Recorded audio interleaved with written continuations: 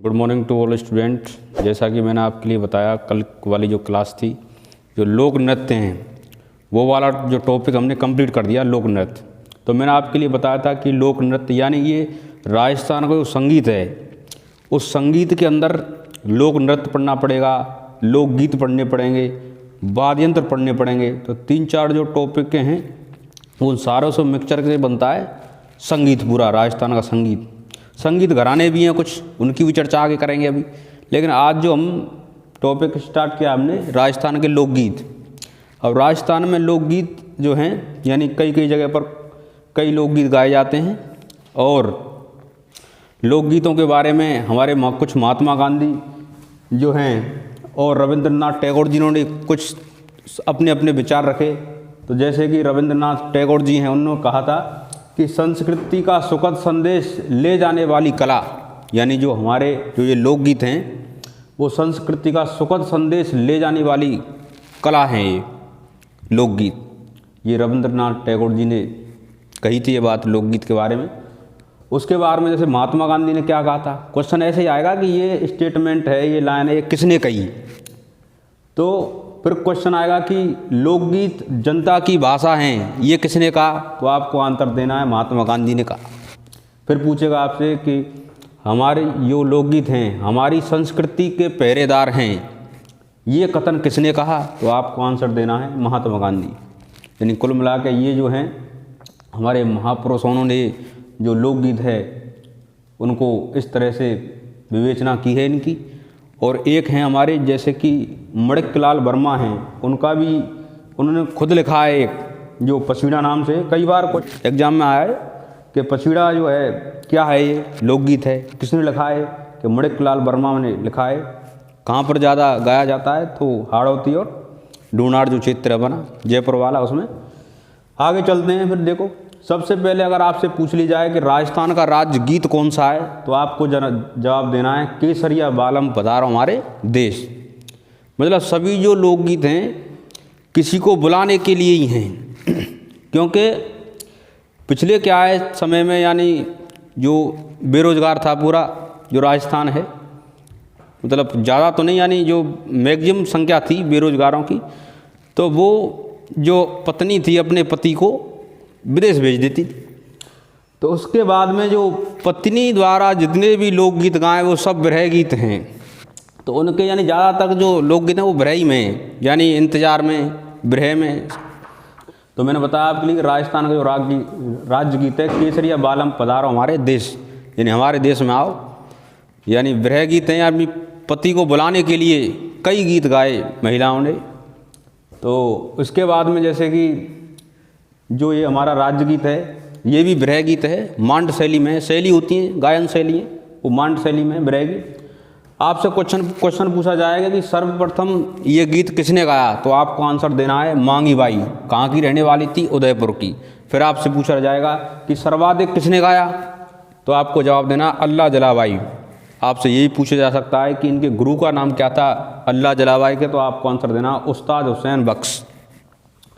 इसके बाद में आपसे यही पूछा जा सकता है कि राजस्थान की कोकिला किसे कहते हैं, तो गवरी देवी। पाली है, पाली की रहने वाली थी। गवरी दो हैं, गवरी, एक बाड़मेर में भी और एक यहाँ है पाली। तो पाली वाली जो हैं ये राजस्थान की कोकिला कही जाती हैं।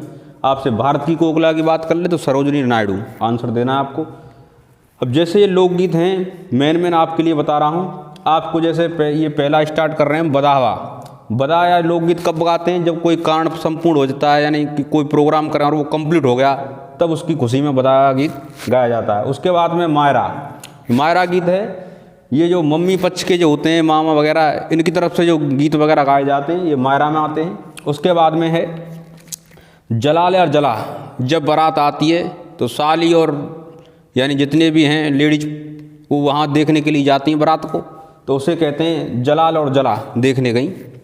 उसके बाद में फिर है तुम्हारा बिंदोली। बिंदोली का मतलब है जब शादी प्रोग्राम जो भी होता है तो चाचा ताऊ उनको बैठकर खाना खिलाते हैं, तो उनको वो जो वहाँ पर जो गीत गाया जाता है उसे बिंदोली कहते हैं। अगर आपसे पूछ लिया जाए कि हंडी गडल्यों जो दीपावली के अवसर पर किए जाते हैं, ये कहाँ के लोकगीत हैं, तो आपको जवाब देना है मेवाड़ के लोकगीत हैं। उसके बाद में आपसे ये पूछ लिया जाता है कि लोक देवियों के गीत को क्या क्या कहा जाता है, तो आपको आंसर देना है चिड़जा। अगर आपसे पूछ लिया जाए कि लोक देवता के लोकगीतों को क्या कहते हैं उसको गीतों को, तो हड़जस, यानी लोक देवी हैं तो चिड़जा और लोक देवता हैं तो हड़जस। उसके बाद में जब लेडीज जैसे पानी भरने जाती हैं कुएं पर, तो यानी जो बर्तन होता है उसमें इंडोनी यानी कि जो यहाँ बोलते हैं एड़े वगैरह जो भी बोलते हैं उसको रख कर जाते हैं, तो इंडोनी गीत, यानी हर जगह का गीत बना दिया तो इंडोनी गीत। तो पानी भरते समय जो जाती हैं लेडी इंडोनी गीत गाती हैं। उसके बाद में कामड़ गीत। कामड़ गीत कब है, जब से कोई शादी नई शादी होती है तो जादू टोना से बचाने के लिए, तो उसके लिए हम जो है कौन सा गीत गाते हैं, कामड़ गीत। उसमें उसके बाद है सिंधु राग। सिंधु राग क्या है, ये वो राग है जैसे युद्ध के समय हम इसको गाते हैं। उसके बाद में अगला गोरबंद। गोरबंद जो है जो शेखावाटी यानी मरस्तुली क्षेत्र है उधर ये गाया जाता है। और ये कब गाया जाता है कि जो गोरबंद है ये ऊँट का आभूषण है, और ऊँट के आभूषण को जब बनाती है महिला तो बनाने के साथ साथ इस गीत को गाती है। तो गोरबंद एक लोकगीत भी है और एक आभूषण भी। उसके बाद में रतन रानो, यानी एक राजा था उसके राजा के नाम पे ही बना दिया रतन रानो गीत। ये भी एक मार्मिक यानी दुखद ब्रे वाला ही गीत है। उसके बाद में हमशीणों को आपको केवल ये क्वेश्चन देखने को मिलेगा कि हमशीणों किस जाति का है, तो आपको जवाब देना है भील जाति का है। ये भी पूछता है वो कि इसको पुरुष और महिला दोनों ही मिलकर करती हैं हमशीणों। उसके बाद में आपसे पूछ लिया कि जो मैदानी है ये कैसे प्रकार का लोकगीत है, तो भक्ति और श्रृंगार यानी जो भक्ति वगैरह करते हैं ये जो लोकगीत है उसका। उसके बाद में जैसे कुरंजा। अब पहले क्या है कि जैसे राजस्थान में कोई मोबाइल वगैरह तो था नहीं, ना कोई मैसेज चैटिंग वगैरह कुछ था नहीं, तो उसमें क्या है पक्षी को संदेश वाहक के रूप में ही और अपने पति को संदेश पहुंचाती थी लेडीज़। तो कभी तोता पकड़ लिया, तो कभी कुरंजा पक्षी पकड़ लिया, कभी कौआ पकड़ लिया कौआ, तो उसमें भी गीत बन गए। जैसे कुरंजा द्वारा संदेश पहुंचा तो कुरंजा गीत हो गया। तो कुरंजा में जैसे मारवाड़ क्षेत्र में था, संदेश वाहक का ही काम करता था कुरंजा पक्षी, और वर्षा ऋतु पर ये ज़्यादा संदेश भेजता था ऐसा माना जाता है। उसके बाद में सुबटिया है भील जाति की लोकगीत है सुबटिया। तो इसमें जो लेडीज होती हैं वो तोते को मानकर यानी संदेश वाहक के रूप में मानकर तोते को संदेश भिजवाती हैं अपने पति के पास। उसके बाद में हिचकी तो नॉर्मल है, जिसको हिचकी आ गई यानी याद आ रही है उसको, तो आपसे केवल यही पूछेगा हिचकी कहाँ का लोकगीत है, तो मेवात क्षेत्र का जो अलवर भरतपुर का ही है हिचकी। उसके बाद में बिछुड़ो आपसे पूछा जाएगा, कई बार मोस्ट वो है ये लोकगीत कि बिछुड़ा कहाँ पर लोग गाया जाता है, तो हाड़ौती क्षेत्र में। ये कब गाया जाता है कि जैसे मान के चलो किसी की पत्नी को बिच्छू खा गया, तो वो क्या है दर्द होता है, वो चिल्लाती है, तो वो पत्नी जो उसका पति है उसको बुलाती है और कहती है कि मैं तो यानी मेरी तो मुझसे बिच्छू खा गया, मैं तो रहूँगी नहीं अब जिंदगी। उसके बाद में आप ऐसा करना सेकंड यानी दूसरी शादी कर लेना और खुशी रहना। तो ये था यहाँ पर। उसके बाद में पावड़ा का मतलब ये है कि जब दामाद जब ससुराल आए तो उसकी मतलब आने पर बड़ी खुशी होती, साली को सास को। आजकल तो क्या एक कॉलम पूर्ति रह गई है, शादी हुई लड़की की और कलेश कटा, मतलब आज की तो स्थिति ये है। नहीं तो कोई मतलब शादी होती है तब तक 1-2 महीना ही प्रेम भाव ज़्यादा तक चलता है। और नहीं पहले तो जब आते थे मेहमान यानी कि जो भी दामाद आते थे तो मेहमान भी जो दामाद हैं वो भी अपने पास बहुत चीज़ रख के लाते थे जिससे साली खुश हो जाएं, मतलब ऐसी परंपरा थी और यानी आराम से सम्मान मिलता था उनको। आजकल तो ये ख़त्म सा ही है।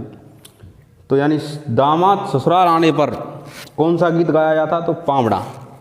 इसमें एक क्वेश्चन यही बन सकता है कि अगर मेहमान आए तब कौन सा गीत गाया जाता है, तो फलछड़ा, यानी फलछड़ा जो गीत है मेहमान आने पर किया जाता है, और दामाद आए ससुराल में तो पावड़ा।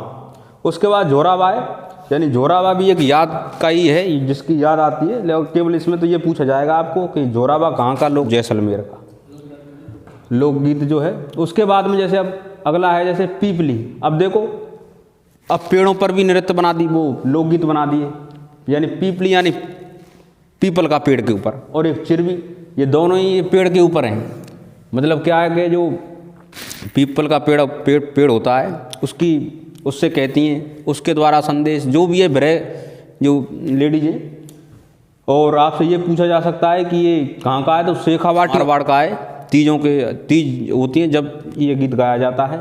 ऐसे ही क्या है, ये तो अपने पति के लिए हो गया, जब पति की याद आई तो पीपली, और अगर पियर वाले की याद आई तो चिरमी, यानी दो ही हैं। चिरमी भी एक पौधा है तो उसको मतलब मानकर और याद को वो करती हैं शांत। तो चिरमी और पीपली, यानी पीपली पूछ ले जाए तो पति के लिए, और चिरमी तो यानी पियर वालों के लिए है। उसके बाद में आंगो मोरियो, यानी आंगो मोरियो तो है कि जैसे महिला द्वारा परिवार की सुख समृद्धि के लिए जो लोकगीत गाया जाता है वो आंगो मोरियो है।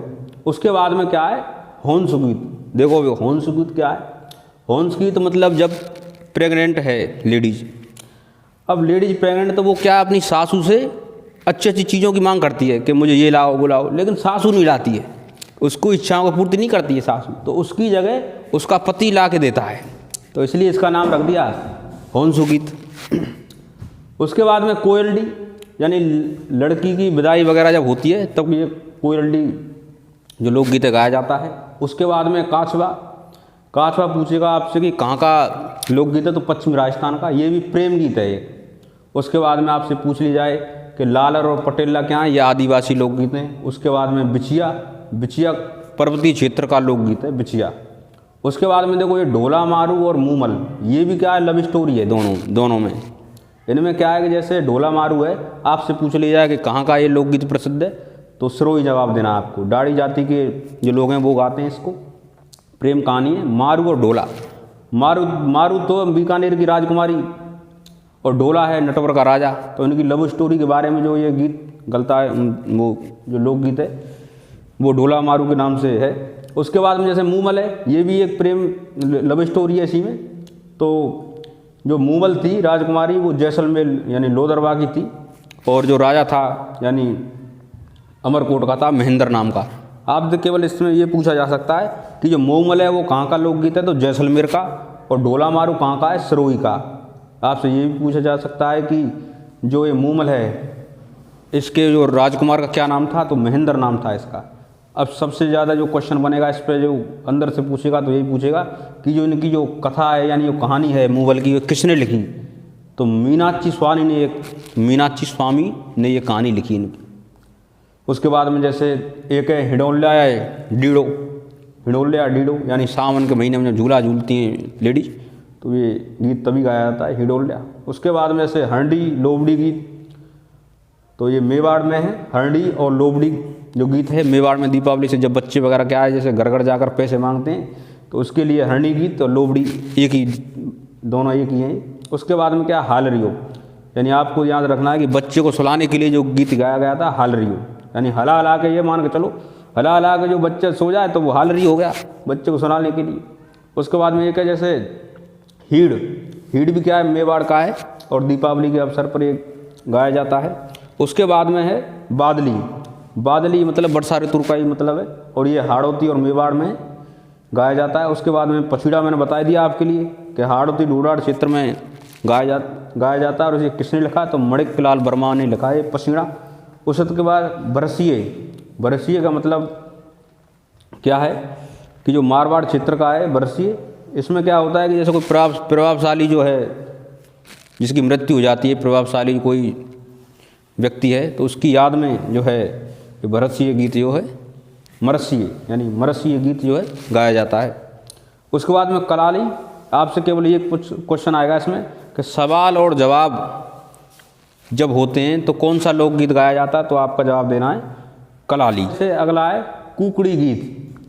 कुकड़ी रस्म भी होती है और एक कुकड़ी गीत है। जैसे आपसे पूछ लिया है कि रात्रि में जो जागरण होता है उसका अंतिम गीत कौन सा है, तो आपको जवाब देना है कुकड़ी गीत, जागरण के समय। उसके बाद जैसा है अगला कुकड़लू गीत, यानी कुकड़लू का मतलब गीत है जब जो दूल्हा होता है जो तोरण मारता है तब ये गीत गाया जाता है, कुकड़लू गीत। उसके बाद में जकड़ी पूछ लिया है कि जकड़ी क्या है, तो ये भी लोक गीत है। कब गाया जाता है कि लड़की के विदाई के समय उसकी सहेलियों द्वारा जो गीत गाया जाता है, जकड़ी गीत। पपैया गीत, यानी पपैया गीत ये कब गाया जाता है कि कोई पुरुष की शादी हो गई, अब उस शादीशुदा को जो कुंवारी लड़की है वो बुलाती है जंगल में मिलने के लिए, लेकिन वो जाता नहीं है। क्यों?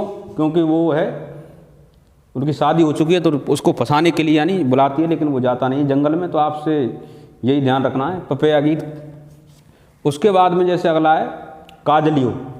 जब निकासी होती है दूल्हे की, तो क्या है, भाभी होती है उसकी, तो वो काजल वगैरह लगाती है, तो उस समय जो गीत गाया जाता है काजलियो गीत गाया जाता है। तो ये भी काजलियो। उसके बाद में जीरा, जीरा भी गीत है।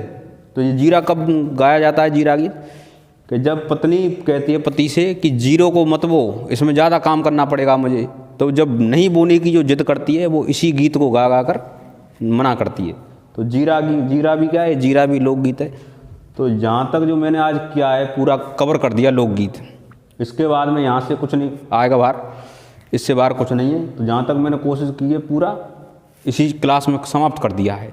तो आज के लिए इतना ही। अगले जो और भी जो क्लास होगी वो अलग टॉपिक होगा।